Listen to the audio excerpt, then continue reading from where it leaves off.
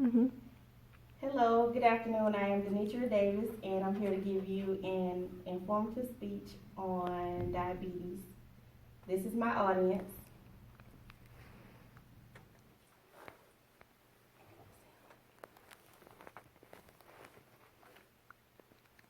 Did you know there are two types of diabetes? How many of you knew that sticking your fingers several times a day is a way to check your blood sugar levels at home? Type 1 diabetes can de- Type 1 diabetes, also known as juvenile diabetes, where the body produces little to no insulin. Usually you're diagnosed as a child. With type 1 diabetes, you can develop it as an adult, but not likely. Most of the time you're diagnosed in childhood.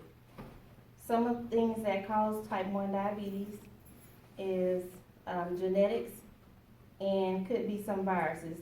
They're not 100% sure what can cause diabetes or juvenile diabetes, but those are some of the things that they suspect. Some symptoms of type 1 diabetes are increased thirst, frequent urination, bedwetting in children, unintentional weight loss, mood changes, fatigue, blurred vision, and extreme hunger. Now I know some of you may be thinking, hey, my kid must have it because they're always eating, especially during the summer. If they don't have any of the other symptoms other than the hunger, chances are they're not diabetic. They're just being a typical kid. In type 2 diabetes, the body doesn't properly use the insulin that it produces in the way that it's supposed to. How many of you know someone who has a family member or that has diabetes? Some of the symptoms of diabetes include increased thirst, frequent urination, increased hunger, rapid unexplained weight loss, chronic fatigue, blurred vision, slow healing sores, frequent infections, and areas of darkened skin around your armpits and neck. The way that insulin works is it lowers the amount of sugars in the bloodstream by allowing sugar into the cells. We use glucose as a form of energy. Insulin is a hormone that comes from the pancreas gland. Some factors for developing diabetes are number one, being overweight, fat distribution. Most of the time, if you have primarily belly fat, that could cause you to develop diabetes. Being inactive, studies show that working out at least 30 minutes a day can decrease your chances of getting diabetes. Family history. If you have parents, grandparents, or siblings that have had it, there's a chance that you could develop diabetes also.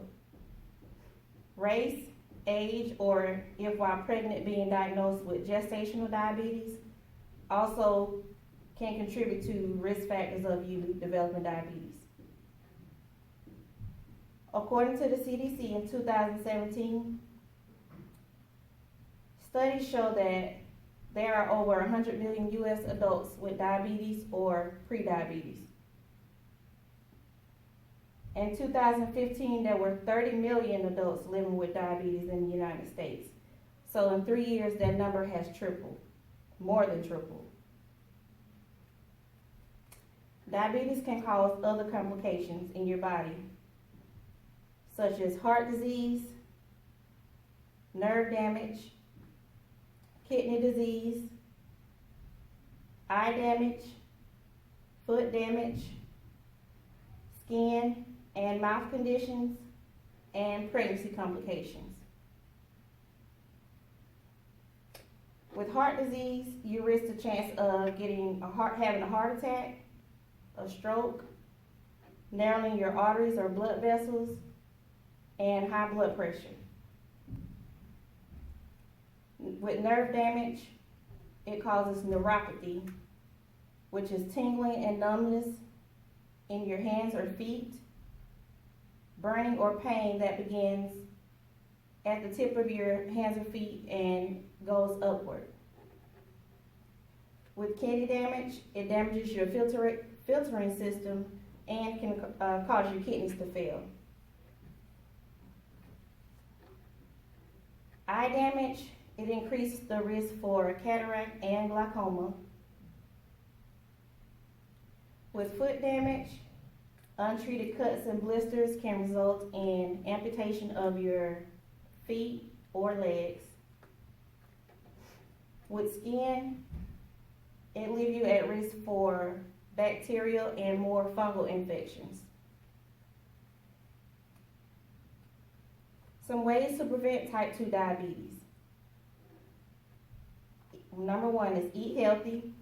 Choose foods lower in fats and calories, higher in fiber. Focus on fruits, vegetables, and whole grains. Second thing is getting physical. At least 30 minutes of cardio a day can decrease your chance of getting or developing diabetes. Some examples of cardio is a brisk walk, riding a bike, whether it be stationary or a bicycle, or a light jog. If you are overweight, losing 7% of your body weight can reduce the chances of getting diabetes. Sometimes medications can be used for treatment in diabetes. Those medications include oral medications as far as metformin, glucophage, and other medications. If your diabetes is out of control and the numbers get too high, then more than likely you'll be put on a synthetic insulin. A healthy lifestyle change is the best. Thank you again for listening to my speech on diabetes.